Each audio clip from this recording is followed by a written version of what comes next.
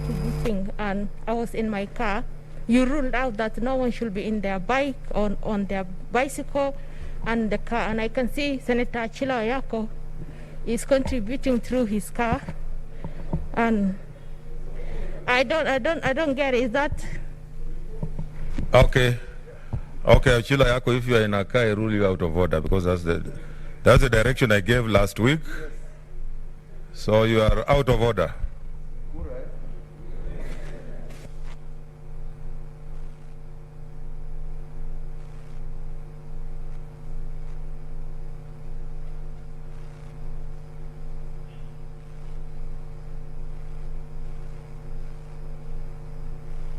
Okay.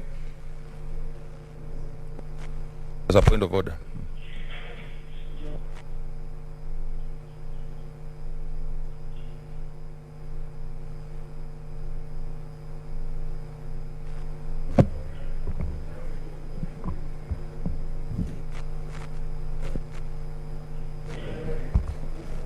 Thank you. Thank you, Mr. Speaker. Mr. Speaker, sir, first want to standing order number 104. I beg to move that the mover be now called to reply.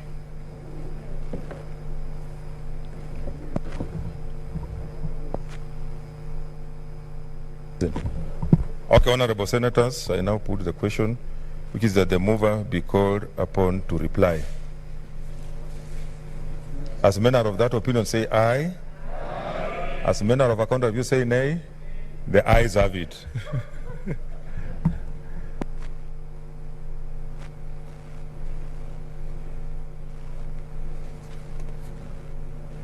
Mr. Speaker, sir, I beg to reply.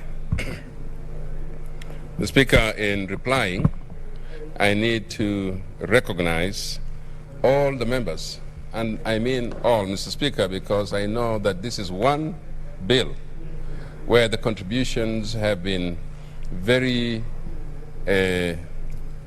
emotive, contributions have been exhaustive in terms of the time given to people, Mr. Speaker. Each one spoke for 20 minutes or more, and almost the whole House has spoken. And so, Mr. Speaker, I wish to thank every member, every senator who has made their contribution to this very important bill, which is a historic one. As we have said, Mr. Speaker, only once in a long while you have a chance like this, that you are responsible for amending the constitution of your own country in your time as leaders and your time as members of parliament. And so I do wish to thank the people who initiated this process from the very beginning, Mr. Speaker, that made it such an important function that it had to be a popular initiative, that it had to belong to the people of Kenya. And Mr. Speaker, also to thank you for your ruling on this matter, that, Mr. Speaker, it belongs to the people of Kenya, and that it's not possible to bring amendments on top of this already. Yes, popular initiative. Mr. Speaker, thank you for that, and I wish I have not ruled yet. Oh, I thought you, Mr. Speaker, it was the other speaker who ruled it. Yeah, I will be ruling. The speaker has ruled. One speaker I had that said ruling this way. But Mr. Speaker, my issue is that we have a very important function now this afternoon, Mr. Speaker, to ask members, to appeal to members that let's support this bill. We have spoken onto it. We have said what we wanted to say. We have spoken, our people have heard us, and they know our feelings about this.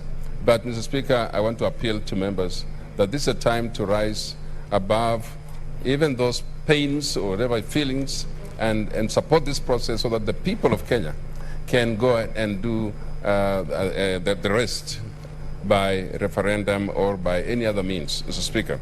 So, Mr. Speaker, I just want to thank members and say this is going to be not the end, but a comma in the process. The process proceeds. The process is going back to the people after the IEBC and the president, and then the IEBC, and then the people. Mr. Speaker, that includes all of us again, because we represent them. So I want to wish everybody I wish everybody should just support it, today. Let's have a good voting. Let's support this process and let it move forward. I want to thank you, all of you who made contributions from both sides of the House. I do believe that this is a worthy cause for us to be on the record that we were here when this amendment was done. It's called the BBI. It is building bridges, and that moves us to completely live within that call. Let's live within that call that it is building bridges. And Speaker, let's use this time to build bridges in Kenya. Let's make sure that people have a shared prosperity, a shared future. Let's make sure, Speaker, that we support.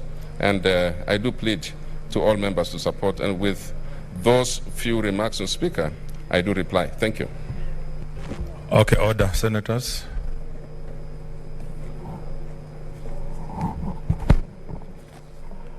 I now put the question, which is that the Constitution of Kenya Amendment Bill 2020 be now read a second time.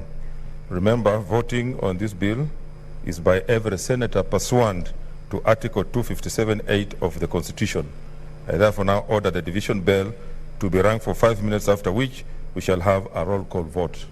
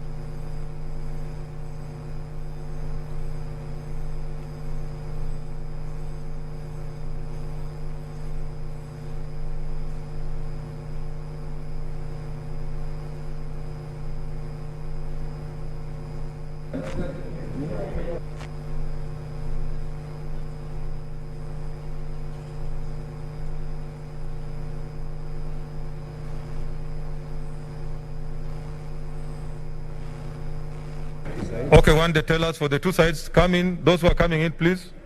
We want to start the voting. Let's have the tellers.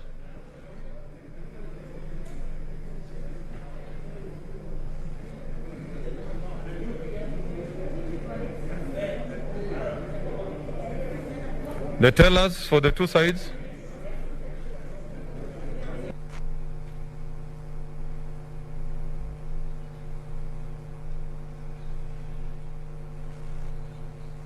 Okay, okay. We want to start.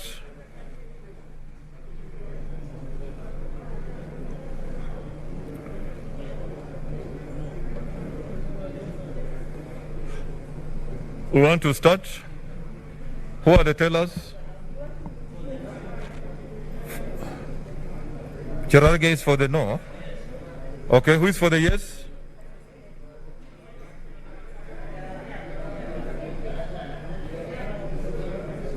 Order, senators.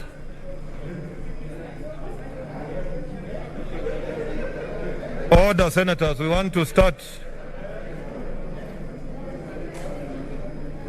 Okay. Yes is who? Shiyonga. No is Cherargei. Okay. We are starting.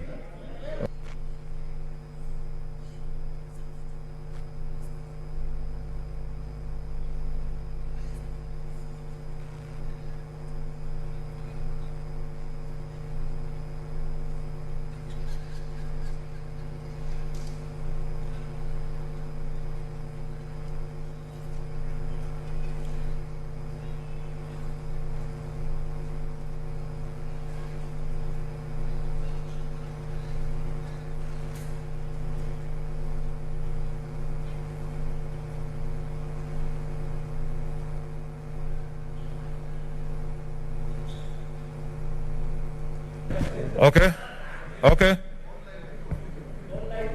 Online people, we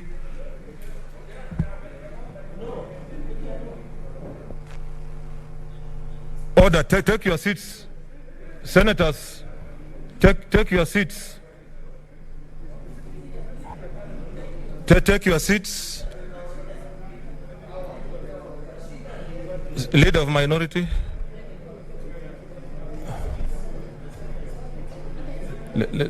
Let's take our seats.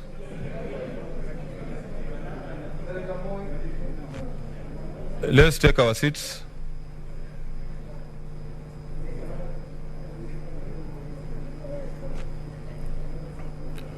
Okay.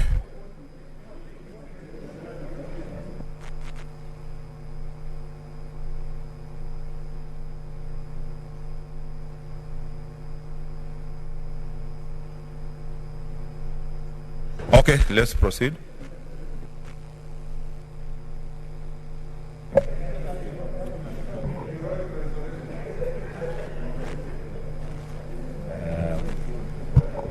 The Constitution of Kenya Amendment Bill 2020, second reading, division, roll call. Senator Adan Dulo Fatuma, Isiolo County. I vote yes. Senator Ali Abdullahi Ibrahim. I vote yes. Senator Boy Isa Juma. Quali vote yes. Senator Chebeni Masi. I vote yes. Senator Cherargei Samson Kiprotich. Mr. Speaker, is there a microphone? Mr. Speaker, is it on record? Mr. Speaker, on behalf of the great people of Nandi, and their message is loud and clear, I vote no. Senator Cheruiyot Aaron Kipkirui. Mr. Speaker, the people of Kericho have given me firm instruction. They say no to this deception.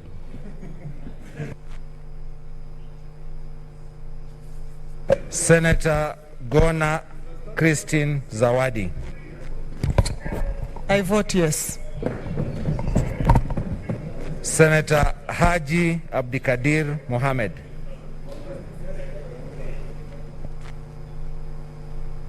Haji.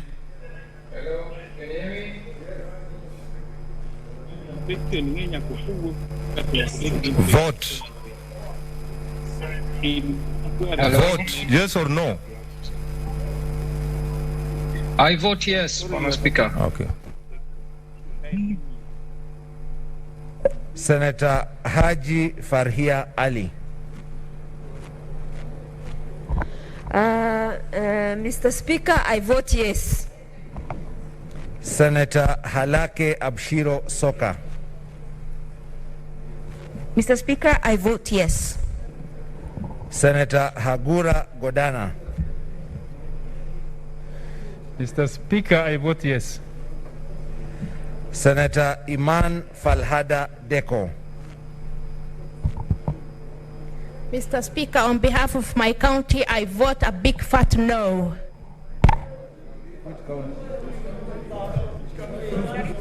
Senator Imana Malakai Charles Ekal.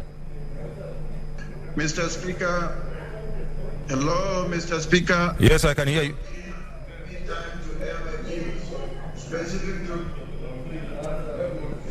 Vote. Vote. Senator Inima Gertrude Musuruve. Honorable Speaker, on behalf of PWDs, I vote yes. Senator Kajwang Moses Otieno. Mine is so obvious. On behalf of Homa Bay County, I vote yes. Senator Kamar Margaret Jepkoech. Use this other one. Mr. Speaker, I vote yes. Senator Kangata Irongo.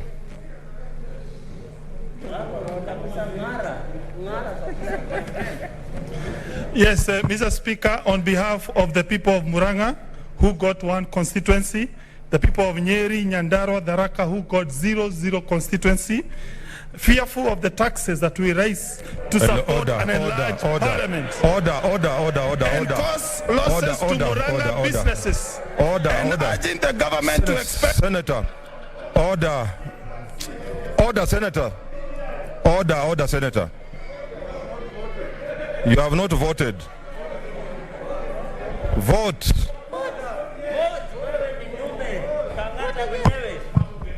Fearful of... Order, Senator. Order, Senator. Order, Senator.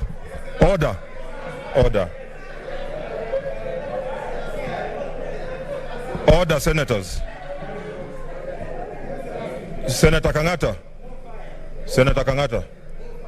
Order, Senators. You know the whole world is watching us. You spoke. I gave you an opportunity to speak. Vote. Mr. Speaker, you cannot gag me. Vote. Mr. Speaker, I have the right to say the reason why I'm voting. I am voting. Yes. Muranga got 1 constituency, Kwale got 4. Muranga, Tharaka got 0 constituency. Meru got only 2 when you are giving Kwale 4 constituency. Yes. Why is it that... Order, Senator. Order. Nyandarua got 0 constituency. Order, Senator. Vote no.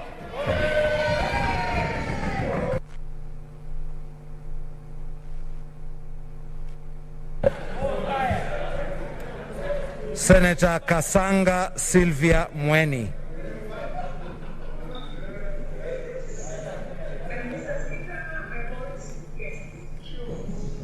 Senator Haniri George. Online. Vote yes. Am I on record? What's your point of order? Oh, okay, order, out of order. Order, Malala, out of order.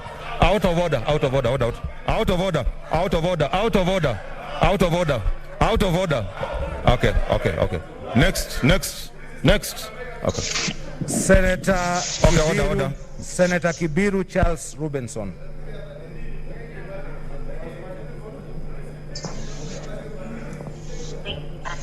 Mr. Speaker, I hope I have been heard. I vote capital YES, yes. Senator I vote yes. Senator Kihika Susan Wakarura.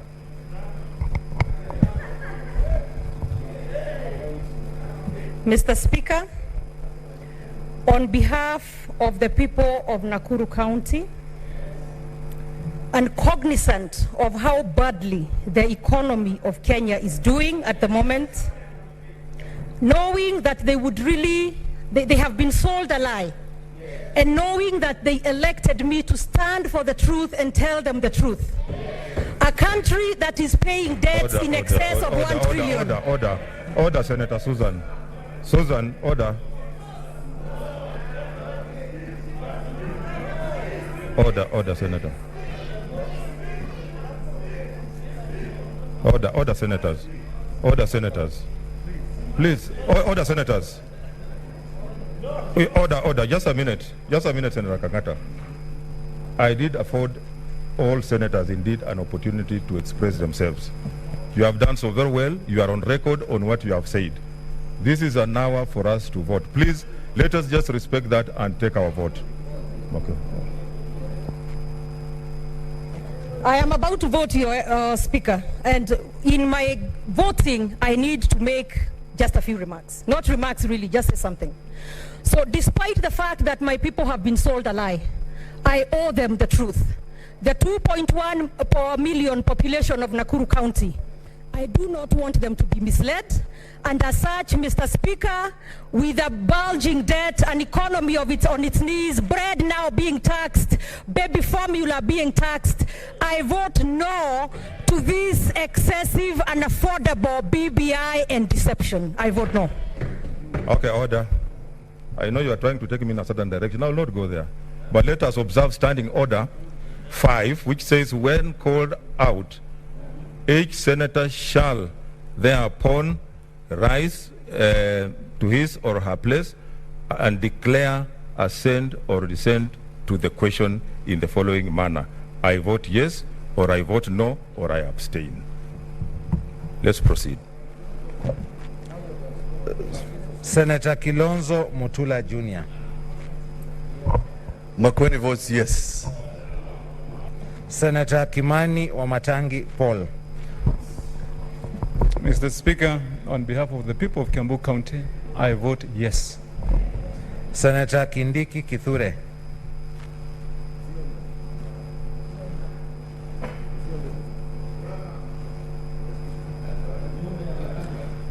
Senator Kindiki Kithure.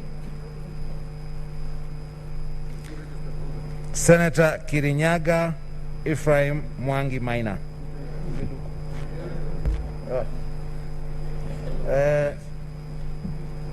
On behalf of my people of Nyeri County, I vote yes. Senator Langat Christopher Andrew. Where? Mutula, what is this? We've been heard, please. Order, Senator Maina.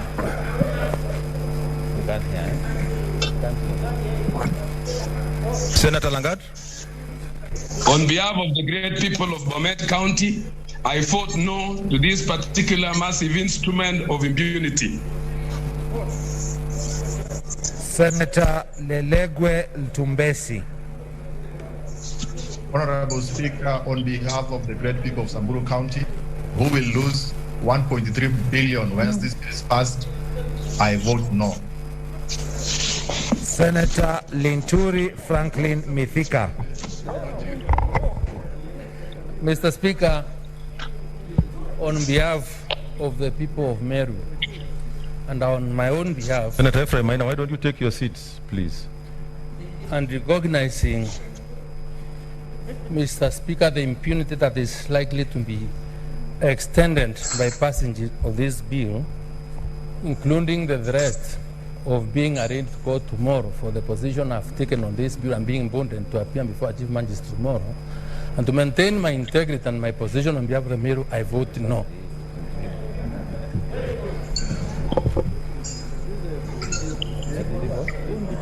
He's voted. He has voted. Next. Senator Loitiptip Anwar.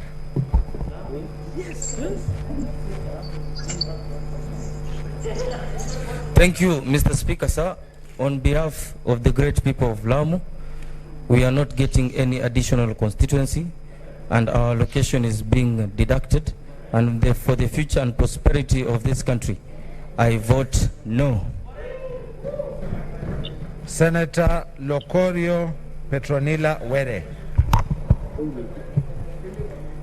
Thank you, Mr. Speaker. On behalf of the women of Kenya, the people of Busia County, and the people of Baringo, I vote yes.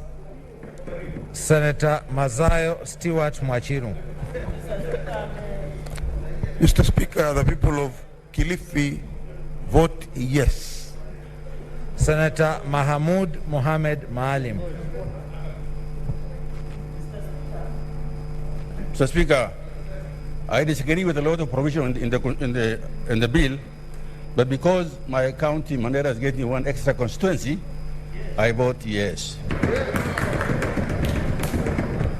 Senator Makori Beatrice Kwamboka. Mr. Speaker, I, Beatrice Kwamboka, for the sake of the Nairobians and the proud woman, I vote yes. Senator Malala Cleophas Wahungu.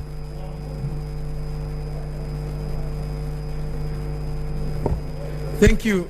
On behalf of the people of Kakamega and on behalf of the ANC party, and with the belief that this document is going to enhance equal opportunities among all communities in Kenya, I vote yes. Senator Masitsa Naomi Shionga.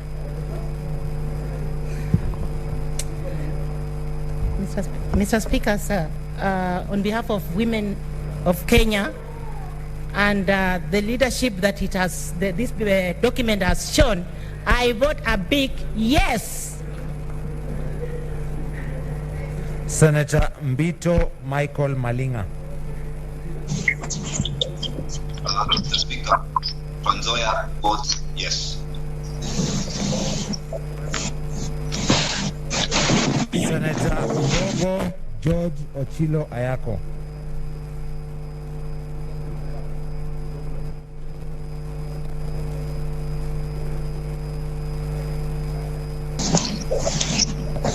Senator Ayako.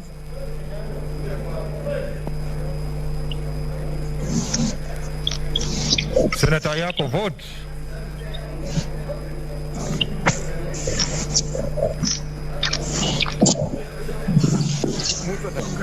Senator Ayako. Hello, Mr. Speaker, can you hear? Yeah, we can hear you.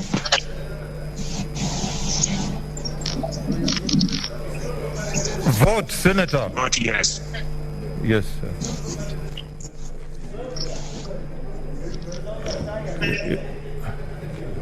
Next. He has voted. He voted.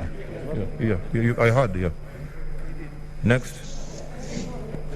Senator Milgo Alice Chepkorir. Mr. Speaker, in order to give voice to every Kenyan woman who comes to this house, and in support of Bomet, member of County Assembly's bombshell, and on behalf of the great people of Bomet County who are gaining 2 new constituencies, I vote yes for BBI. Senator Mogeni Eric Okongo. Mr. Speaker, on behalf of the great people of Nyamira, having gotten instructions to defend the one constituency coming to Nyamira, I vote yes. Senator Moi Gideon Kipsielei Towet. Mr. Speaker, on behalf of the people of Baringo and with the people of Kenya, and kwa heshima ya Rais wetu Uhuru Muigai Kenyatta and Raila Amolo Odinga, Musyoka, Mutwetu, Weta, vote.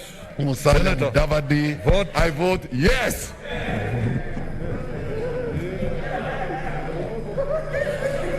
Senator Mpayei Philip Salau. Yes. Thank you, Mr. Speaker.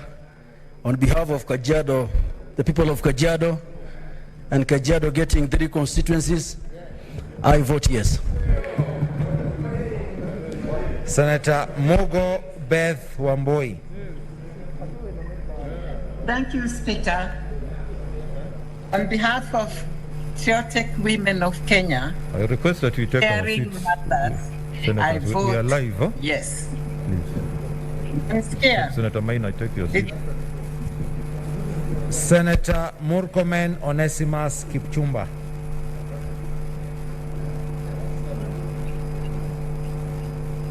Pacho, Mr. Speaker. Vote, Senator. Yeah, Mr. Speaker, on behalf of the people of Elgeyo Marakwet County and Baringo County, Mr. Speaker, and on behalf of all Kenyans who, Mr. Speaker, believe in independence of judiciary and in defense of the Constitution of Kenya 2010, Mr. Speaker, and as I said on behalf of Baringo that was not represented on the floor, I vote no. Senator Mudhama Agnes Kavindu.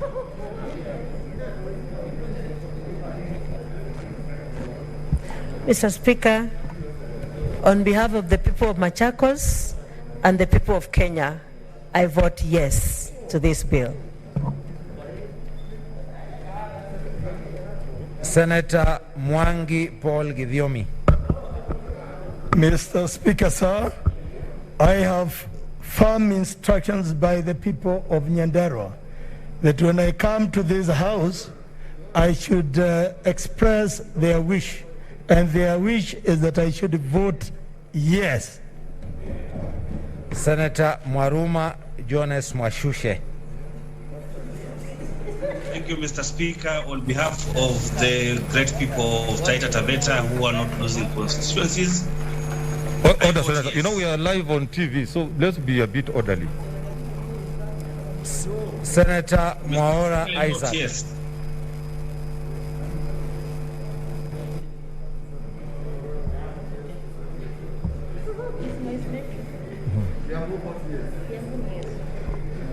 To ensure that the people of Ruiru have enough representation and enough resources to the county of Kiambu, I vote yes. Senator Mwenyehaji Mohamed Faki. Mr. Speaker, sir, on behalf of the people of Mombasa and Kenyans in general, I vote yes. Senator Nderito John Kenywa.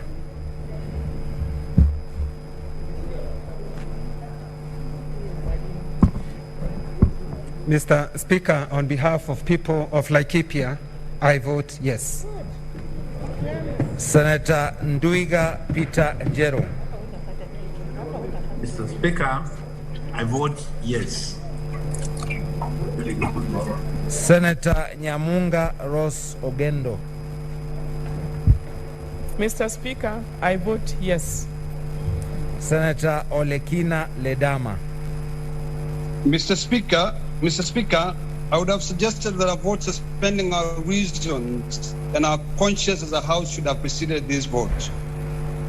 But look, Mr. Speaker, this being a bill of popular initiative, the vote of consequence lies with the House, lies not with the House, but with the registered voters, who shall have their say in the referendum. Vote. I exercise my duty on behalf of the County of Narok by passing this bill to the voters. I vote yes. Senator Omanga Millicent.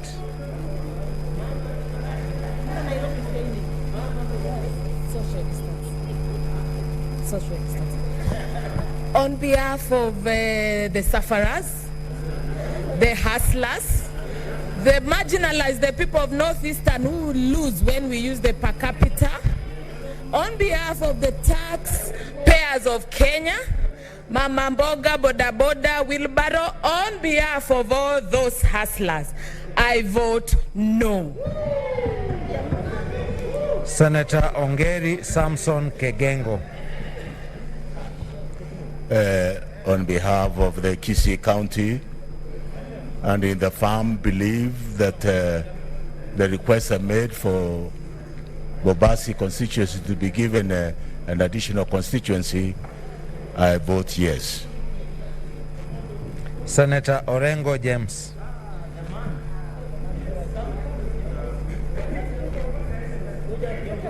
No, I'm all right.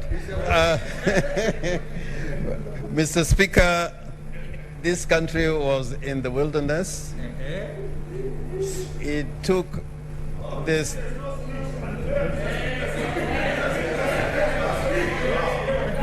Order, Senator. Order. Say that will not speak. Order. Senator Kangata. Senator. No. You say that will not speak. Senator Kangata. Senator. Be fair. You are pushing me. Order. Be fair. Order. Take your seat. Senator Mr. Kangata, Speaker, take your sir, seat. be fair to me. Be fair to me. Senator Kangata, take your seat. Order,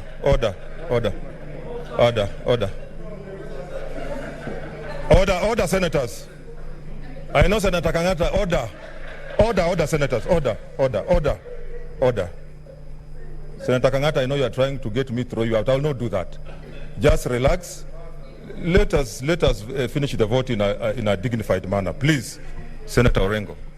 Mr. Speaker, probably the next time we come to vote, we may need an alcohol blow at the entrance. But, Mr. Speaker, I, James Orengo, on behalf of the people of Siaya, and knowing that the philosophy of this bill comes from the handshake, and it took two great statesmen, Uhuru Kenyatta and Raila Amolo Odinga, I vote yes.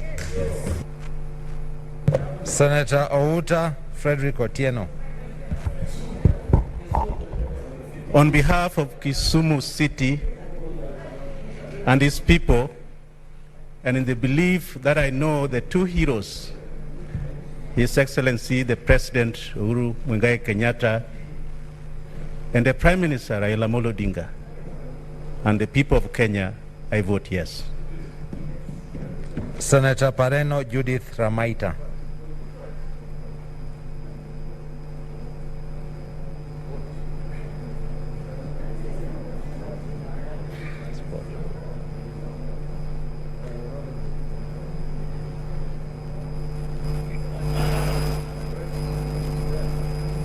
Senator Pareno.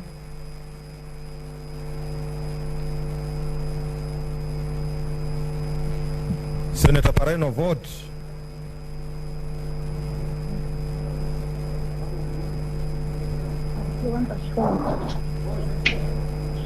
Unmute. Pareno, vote. Take your vote. Yeah, I've seen it.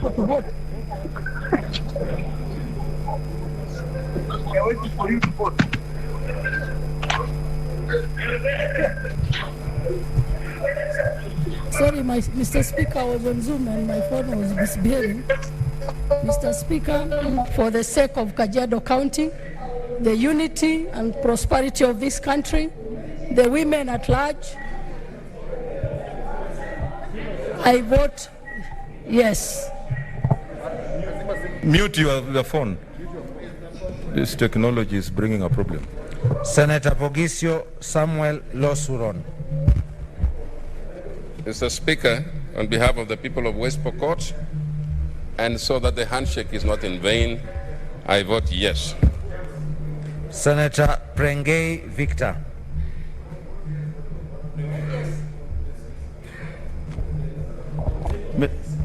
Mr. Speaker, I vote yes. Senator Sakaja Johnson Arthur. Mr. Speaker, on behalf of the people of Nairobi City County, home to 43 communities, the biggest victims of violence and the biggest beneficiaries of peace. After receiving 29 constituencies and extra 15 billion shillings, Mr. Speaker, I vote yes. Senator Mary Yane. Mr. Speaker, I choose to abstain.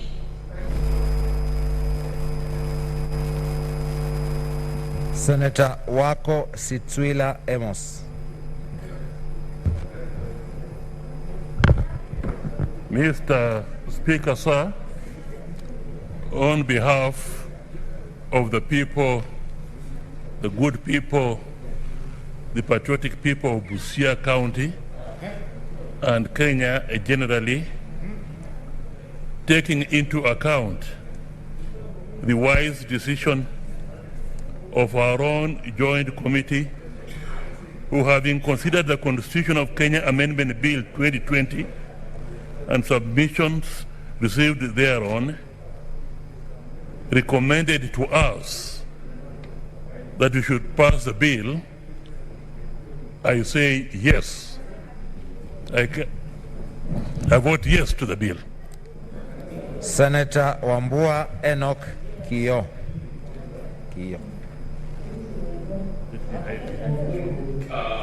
Mr. Speaker, lengthy and candid conversations with the Wiper Party leader, His Excellency Stephen Kalonzo Musyoka, and the top leadership of the Wiper Party that has sponsored me to the Senate. The Speaker, in solidarity with the Sacred Alliance, led by Stephen Kalonzo Musyoka, Wycliffe Musalia Mudavadi, Gideon Moi, and Moses Masika Wetangula, the Speaker, to lead my people of Kitui to show solidarity and stand with the great people of Makueni and Machakos. Mr. Speaker, I vote yes.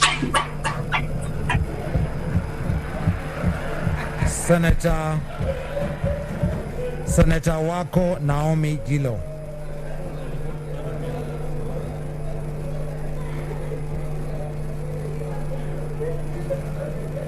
Senator Wako Naomi Gilo.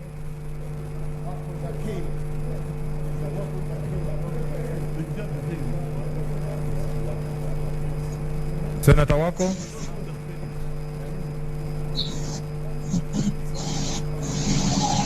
I vote yes. Senator Wario Golich Juma.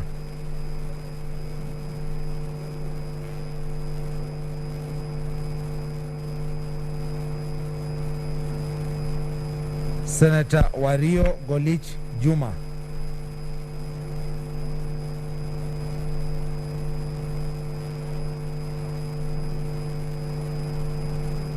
Senator Wetangula Moses Masika.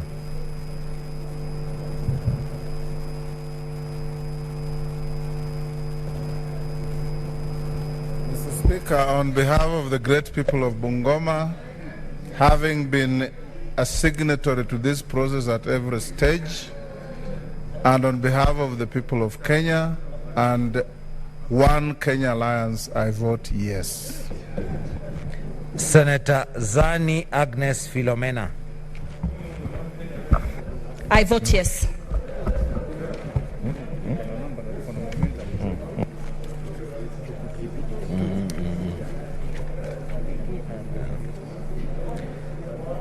Senator Kindiki Kithure.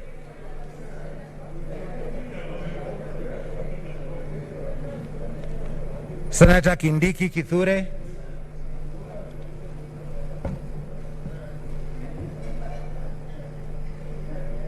Senator Wario Golich Juma.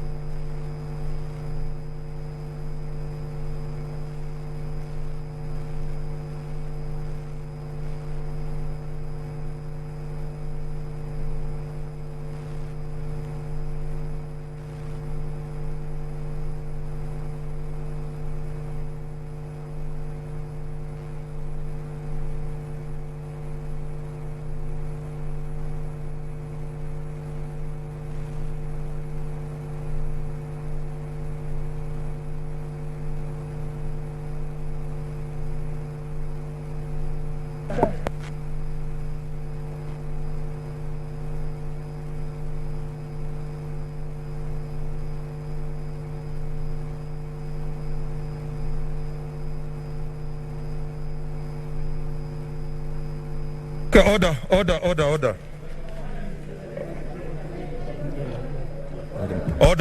Order. Senators, take your seats.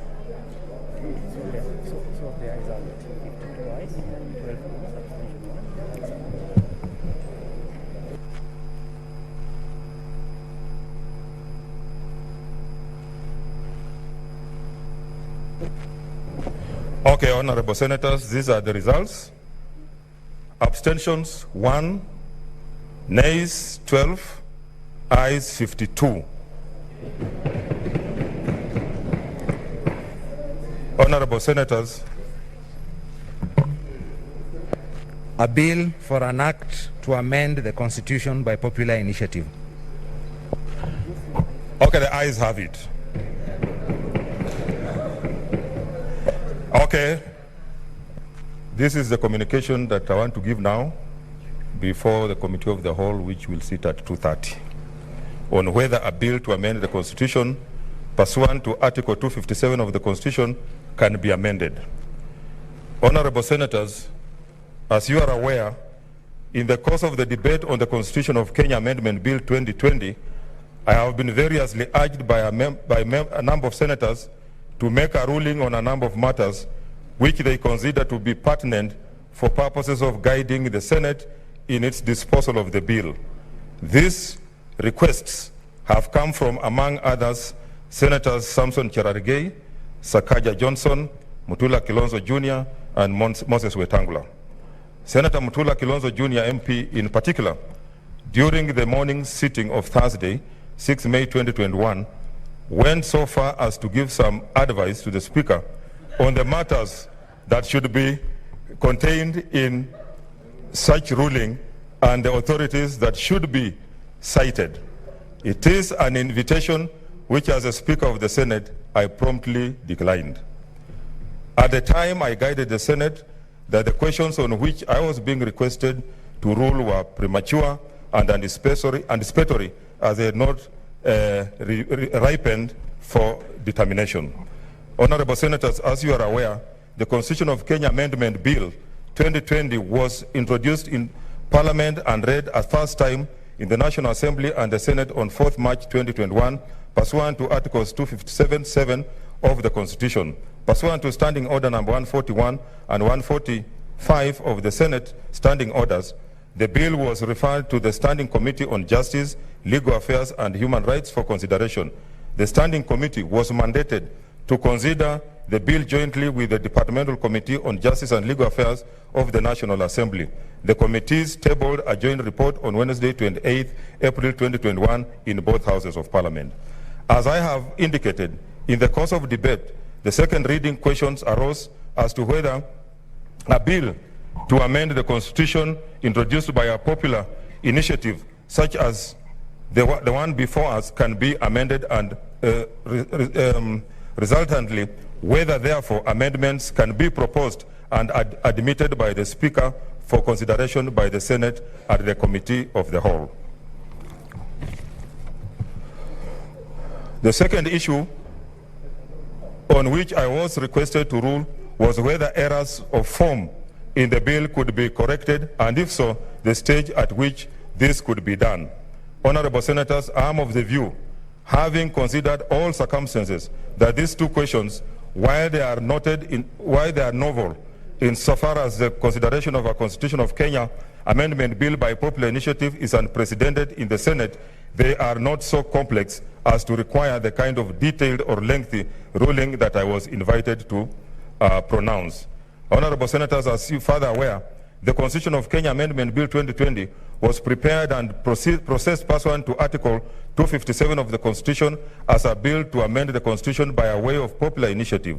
With regard to the consideration of the bill by Parliament, Article 257(7), 8, 9, 10 of the Constitution provides as follows, and I quote, "If a draft bill has been approved by a majority of the county assemblies, it shall be introduced in Parliament without delay. B, a bill under this article is passed by Parliament if supported by a majority of the members of each House.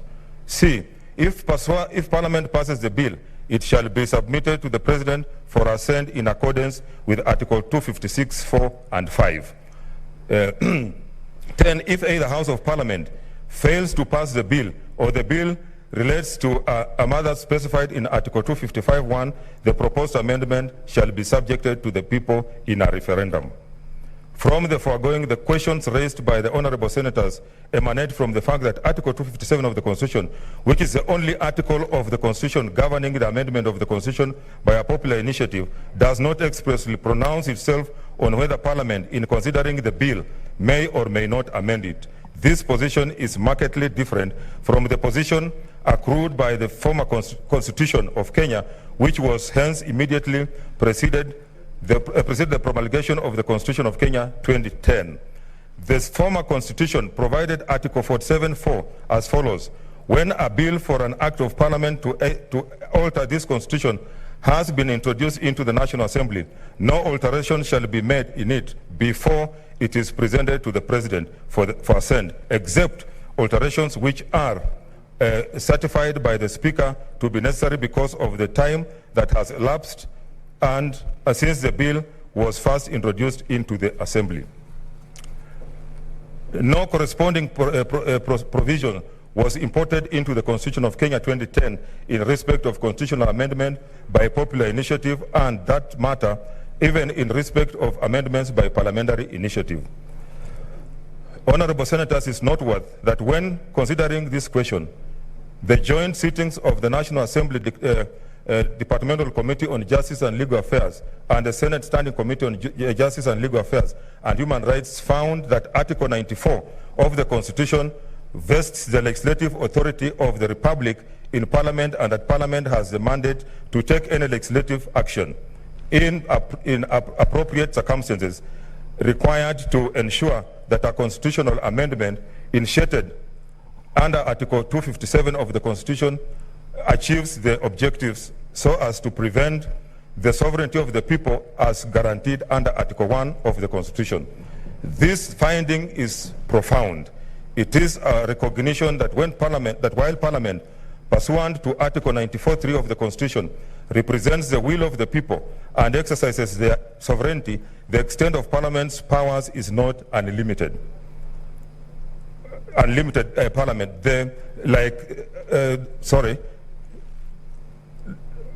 I'll repeat that, represents the will of the people and exercises their will, sovereignty. The extent of Parliament's powers is not unlimited.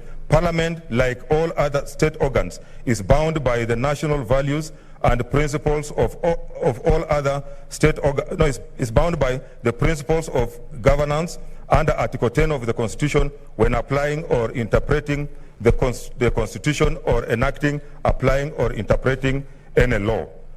The Constitution itself has also provided for the manner of its interpretation at Article 259, Clause 1, whereof provides that the Constitution shall be interpreted in a manner that A, promotes its purposes, values, and principles, 2, advances the rule of law and the human rights and fundamental freedoms in the Bill of Rights, C, permits the development of the law, and D, contributes to good governance.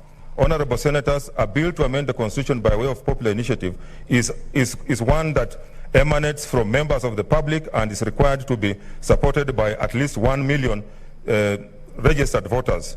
The bill represents the initiatives of the promoters regarding provisions which they wish to amend in order to address specific concerns or issues in the Constitution.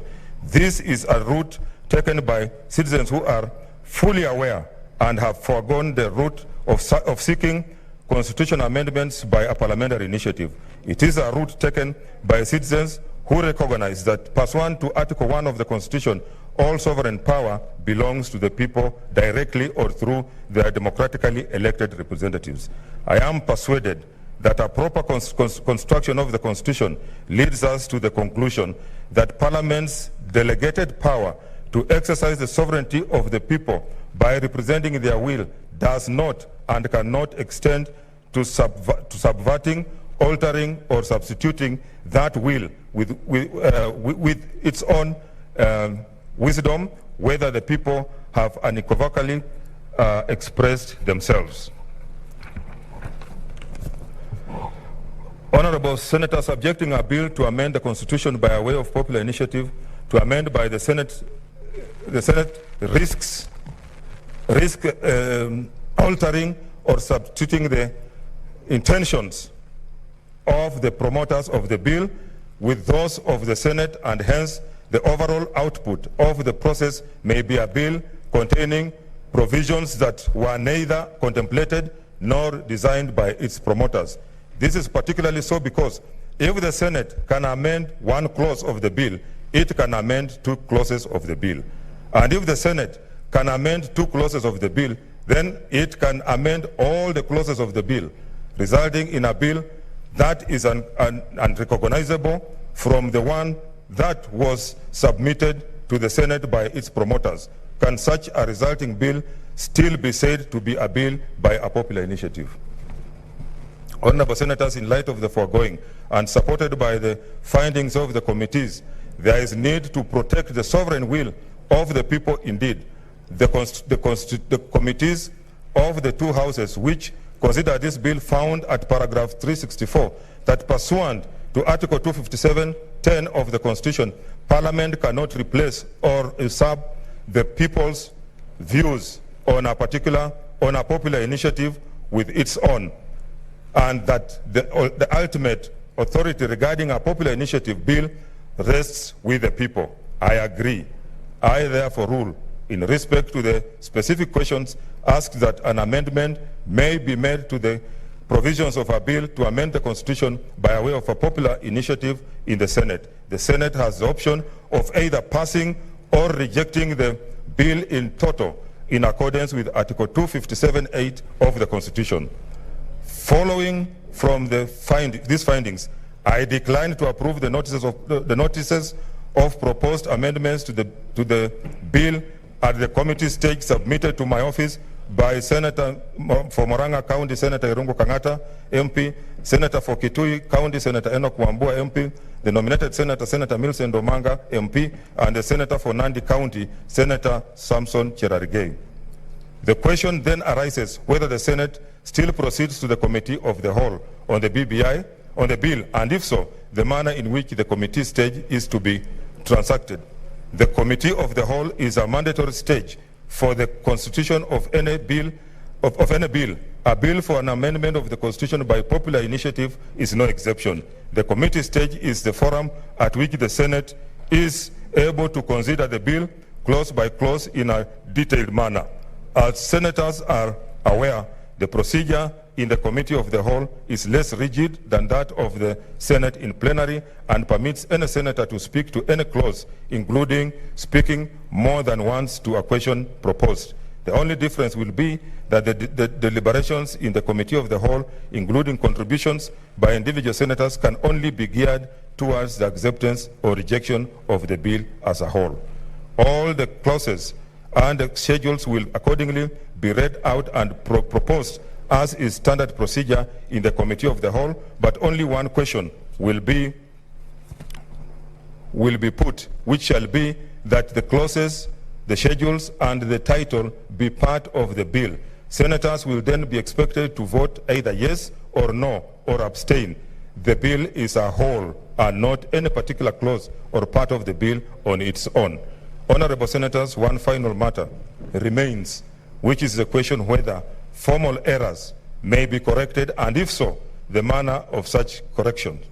This matter is to be approached cautiously because the device of correction must not be subterfuge for substantive amendments to the bill through the back door.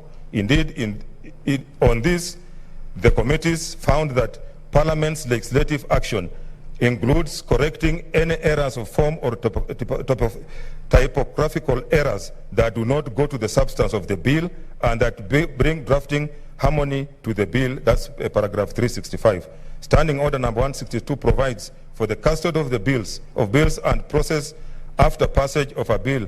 Although, as I have indicated earlier on this communication, no specific provisions exist in our standing orders on the processing of a constitutional amendment by a popular initiative. I am of the view